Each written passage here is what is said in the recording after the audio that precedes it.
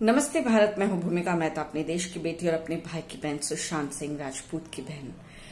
सुशांत सिंह राजपूत की तो मैं जरूर बात करूंगी, क्योंकि उनके बारे में बात करने के लिए ही सबसे पहले मैंने YouTube का चैनल खोला था।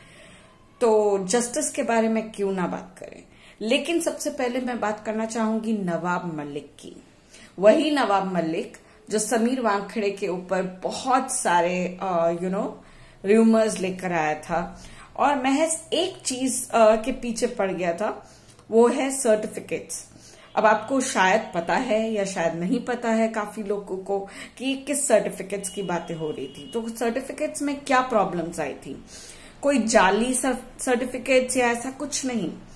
ये नवाब मलिक जो है उसने ये बात निकाली थी कि सर्टिफिकेट में समीर वानखेड़े का नाम, उसके आगे दाऊद लिखा था। अब दाऊद एक सरनेम भी है मुस्लिम्स में, if I am wrong correct me, but एक सरनेम भी है। और ये दाऊद जो सर्टिफिकेट में लिखा हुआ था, जो कि समीर वानखेड़े की मम्मी जो थी वो मुस्लिम थी और समीर वानखेड़े के पापा जो है वो हिंदू है। इस वजह से बाद में जाकर समीर वानखेड़े ने अपने नाम में से दाऊद हटाकर समीर वानखेड़े रख के अपनी पढ़ाई करी, अपना पूरा कोर्स कंप्लीट करा। उसने शिद्दत से, ईमानदारी से अपना कोर्स कंप्लीट करा और ओथ ली और ऐसा वादा किया देश के साथ कि वो हमेशा के लिए ईमानदार रहेंगे और जो वो निभाते रहे।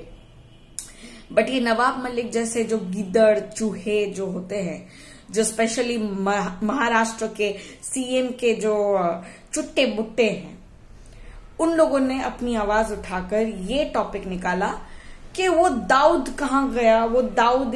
तो मुझे एक बात पहले बताओ, लेट्स से कि उनके नाम में अभी भी वो दाऊद होता, शायद दाऊद समीर वानखेड़े, शायद समीरुद्दीन होता, क्या हो जाता? क्या हो जाता? मतलब हिंदू और मुस्लिम से क्या फर्क पड़ता है? अगर वो हिंदू है तो क्या हो गया, अगर वो मुस्लिम होते तो क्या हो गया?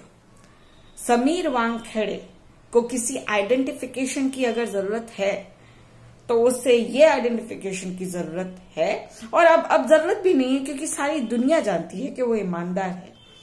उन्हें ये बताने की जरूरत नहीं है कि मैं एक हिंदू हूं या मुस्लिम हूं। ये उनका राइट टू बॉर्न था और राइट टू प्रोसीड है कि उनको क्या नाम रखना था, क्या नाम नहीं रखना था, उनको हिंदू धर्म में रहना था या मुस्लिम धर्म में रहना था या दोनों धर्म को मानना था। धर्म धर्म है। और ये अधर्मी नवाब मलिक जैसे लोग ये मुस्लिम और हिंदू के बीच में झगड़े लड़ाने के लिए इतने नीचे गिर जाते हैं कि उन्होंने इतने ईमानदार इंसान के ऊपर ऐसे लांछन लगाए। मुझे बताइए ना कमेंट पे कि क्या हो जाता अगर समीर वानखेड़े मुस्लिम होते, तो क्या हो जाता, और समीर वानखेड़े अब हिंदू है तो क्या हो गया? क्या उनकी ईमानदारी में फर्क पड़ गया? नहीं। क्या वो किसी ग्रीन सिग्नल के लिए वेट करते हैं? नहीं। वो उस सिग्नल के लिए वेट करते हैं जो सिग्नल उनको मिलता है, और वो सिग्नल कहता है कि यहाँ पर अधर्म हो रहा है या इनजस्टिस हो रहा है, तो वहां इंसाफ के लिए दौड़ो। और वो दौड़ पड़ते हैं अपनी टीम के साथ। ना वो रुकते हैं ना उनकी टीम रुकती है ये जानने के लिए वो किसी को पकड़ रहे हुए हिंदू है या मुस्लिम है, वो आर्यन खान है या कोई भी एक राह चलता मुसाफिर। वो ये नहीं जानते। वो जानते हैं तो सिर्फ इतना कि उनको भ्रष्टाचारी हटानी है, ड्रग्स जो है उनको अपने भारत से हटाना है। जितना वो करते हैं कोई नहीं करेगा। तो please respect this man Sameer Wankhede और नवाब मलिक को अपने कमेंट्स के द्वारा या अपने हैशटैग्स के द्वारा ऐसे तमाचे मारिए। अब नवाब मलिक बहुत ज्यादा डर चुके हैं, क्योंकि कोर्ट से तो ये हो चुका है कि आप ट्वीट नहीं कर सकते, सोशल मीडिया पे कुछ नहीं बोल सकते समीर वानखेड़े के अगेंस्ट। बट अब वो रोते रोते ये कह रहे हैं, काफी सारे इवेंट्स में, काफी मीडिया में ये फैल चुकी है बात, कि अब वो रोते रोते ये कह रहे हैं कि मैं खुद के लिए एक थ्रेट बन चुका हूं, मुझे प्रोटेक्शन चाहिए। मुझे प्रोटेक्शन इसलिए चाहिए क्योंकि मैंने बहुत सारी ऐसी बातें कर दी है जो मेरी जान पे आ सकती है और मेरी जान को खतरा है, मेरी फैमिली को खतरा है मेरी वजह से। तो मैं खुद के लिए एक बहुत बड़ा थ्रेट बन चुका हूं और मुझे प्रोटेक्शन चाहिए। और उसने ये भी कहा कि अब मुझे फंसाया जाएगा जैसे अनिल देशमुख को फंसाया गया। तो let me tell you one thing, Anil Deshmukh को कोई फंसाया नहीं गया है, ठीक है। वो तुम्हारा भाईचारा ज्यादा मत करो उसके साथ, उसको कोई भाईचारा करने जाओगे तो खुद ही फंसोगे। अभी जितने बचे हुए हो उतने बचे रहो।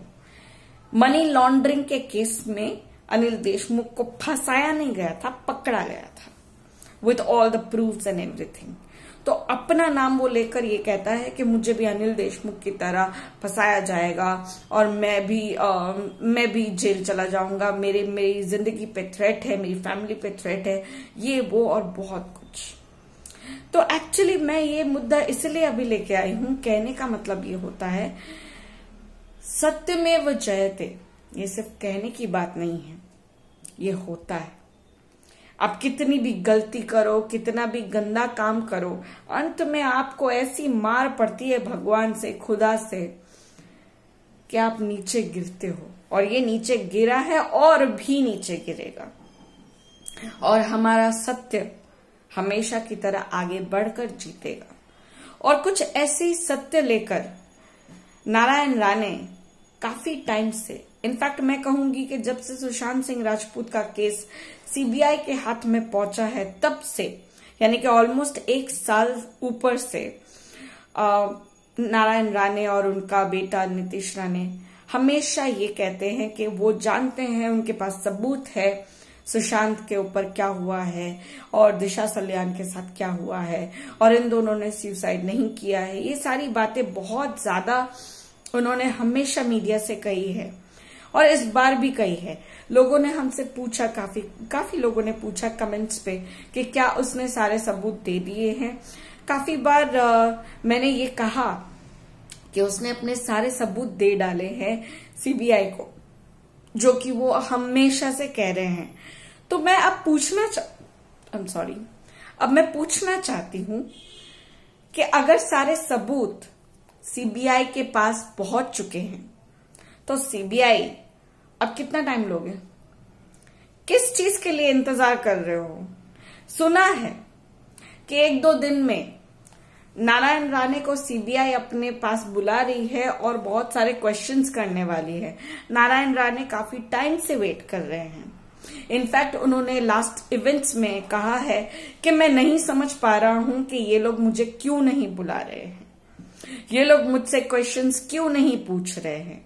यानी कि नारायण राणे चाहते हैं कि आप लोग, सीबीआई, आप लोगों ने बुलाए और क्वेश्चंस करे ताकि वो आंसर्स दे, वो आप लोगों तक सच्चाई को और पहुंचाए। अगर उन्होंने सबूत दे दिए हैं तो सबूतों के साथ साथ अपने रिकॉर्ड में आप जितना रख सकते हो वो देना चाहते हैं। बट आप लोग क्यों नहीं बुला रहे हो? See, it is very simple, it is very clear कि आप लोग क्यों नहीं बुला रहे हो। ये महज एक बहाने चल रहे हैं क्योंकि आपको महाराष्ट्र के भ्रष्टाचारी सीएम उद्धव ठाकरे को बचाना है। And you also want to save your assess.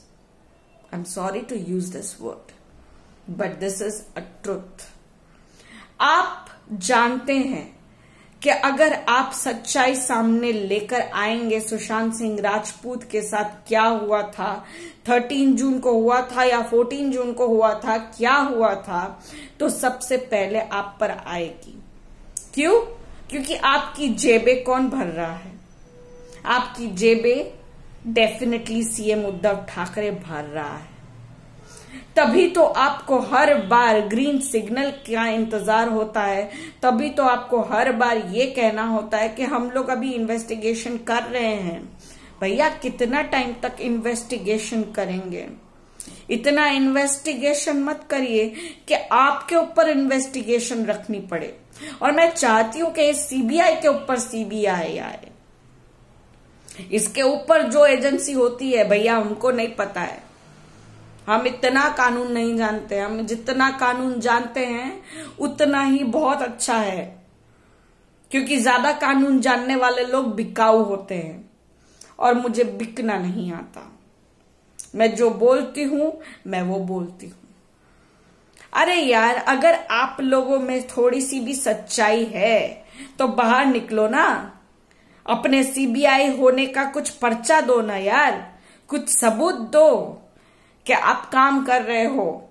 अरे बीच में क्या ये नाटक शुरू किया था, अमेरिका से हेल्प लेने की बात कर रहे थे आप, गूगल से हेल्प लेने की बात कर रहे थे, व्हाट्सएप्स और फेसबुक की सारी चैट्स और डेटा निकालने की बात कर रहे थे। कहां गए आप लोग, कहां गए? आप लोग के डेटा निकले या फिर आप लोग डेटा निकालते निकालते लेटा, वापस लेटा, सीबीआई वापस लेटा, सो गए? अरे भैया उठ जाओ, इतना तो कुंभकर्ण भी नहीं सोता, उठो। युद्ध में गए थे कुंभकर्ण, आप युद्ध में उतरो तो सही, इतनी भी औकात नहीं है आप में। सुशांत सिंह राजपूत को, जहां की इतने टाइम से हम लोग सारे थ्योरीज निकाल रहे हैं, अपनी बातों से सबूत दे रहे हैं, काफी सबूत आप तक पहुंच चुके हैं, बट आप लोग समझते नहीं हैं। आप लोग इनफैक्ट ये तक नहीं कह पाए हैं जो स्टार्टिंग में आप लोग कहते थे, इट्स अ सुसाइड। ना आप सुसाइड का कोई चिन्ह दे पाए हैं, कोई प्रूफ दे पाए हैं, ना आप मर्डर को मान रहे हैं। आप कर क्या रहे हैं? आप कर क्या रहे हैं?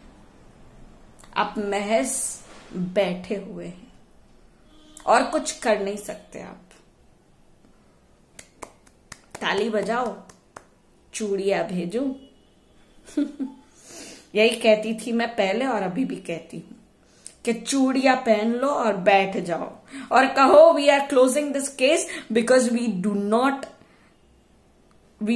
Want to close this case in a nicer note or in a right way. We are sold out. कहो। यही नारायण राणे ने ये कहा वापस से कि मुझे बुलाओ, मुझे क्वेश्चंस करो। तो क्यों नहीं बुला रहे हो? बुलाओ, जितना जल्दी हो सके उतना जल्दी बुलाओ और खुलासे करो। और अगर आप में दम है ना तो दिखाओ, वरना हम तो जानते हैं, we are not expecting so much from you guys. यही बात थी कि आप लोगों को वापस से जगाने के लिए हम वीडियोस बनाएंगे और हम अपने भारत की जनता और वर्ल्ड में जो लोग एसएसआरियंस हैं उन सबको वापस से रिक्वेस्ट करती हूं कि वापस एकजुट हो जाए और वापस से उतने ही जोर से चिल्लाए, we want justice, we want justice, we want justice, जैसे पहले चिल्लाते थे। क्योंकि ये लोग सो गए हैं, इनको वापस से जगाना जरूरी है। We want justice and we will get justice, but we want justice at any cost. तुम बोलो, हम सब देने को तैयार है ना? 1-1 रुपया भी देंगे ना तो बहुत सारे करोड़ हो जाएंगे। कितने में बिकने वाले हो बस बता दो। वी आर वेटिंग, बट हमें सच्चाई चाहिए। ये बाथरूम थ्योरी, ये कोई सी भी थ्योरी, अरे दिमाग लगाओ। 13 जून से सीसीटीवी बंद क्यों थे? जिस अपार्टमेंट में 4.5 लाख देकर पर मंथ कोई रहता है, वहां पर सीसीटीवी कैमरास 1 सेकंड के लिए बंद नहीं होते, वहां 13 जून को बंद हो जाता है। और सुशांत सिंह राजपूत का मोबाइल फोन बंद किया जाता है, शाम से बंद किया जाता है। और क्यों बंद किया जाता है, कौन बंद करता है? और रिया चक्रवर्ती क्यों आईटी से बुलाकर सारे के सारे हार्ड डिस्क 8 हार्ड डिस्क को पूरा रद्द कराती है? क्यों ये सब हुआ है? कौन करा रहा है, कौन नहीं करा रहा है, उनको सब कुछ पता है। बट ये सीबीआई वाले कुछ नहीं कर रहे। शर्म आनी चाहिए। खैर, कुछ अपडेट्स और आने पर मैं जरूर से आपके सामने आऊंगी। तब तक आप अपना साथ देते रहिए एंड चिल्लाते रहिए, वी वांट जस्टिस, और सिर्फ सुशांत को ही नहीं, दिशा को ही नहीं, ऐसे हर कोई जो भी इनजस्टिस हुई है उनके लिए हम खड़े रहेंगे। ये चैनल मैंने तब से ही बनाई है जब से इनजस्टिस और जस्टिस में फर्क क्या होता है वो जाना है। तो यही हमारी हार और जीत नहीं है। हम जितना हो सकेगा उनके लिए लड़ेंगे जो अपने लिए नहीं लड़ सकते हैं, जिन्हें मार दिया जाता है और सोचा जाता है कि अब तो किस्सा खत्म। नहीं होने देंगे किस्सा खत्म। उनकी बहनें आती है नहीं आती है, एसएसआर की बहनें क्या करती हैं मुझे इससे फर्क नहीं पड़ता। वो मेरा भाई है और मैं उसके लिए लड़ाई करूंगी मरते दम तक। आप साथ देना। धन्यवाद।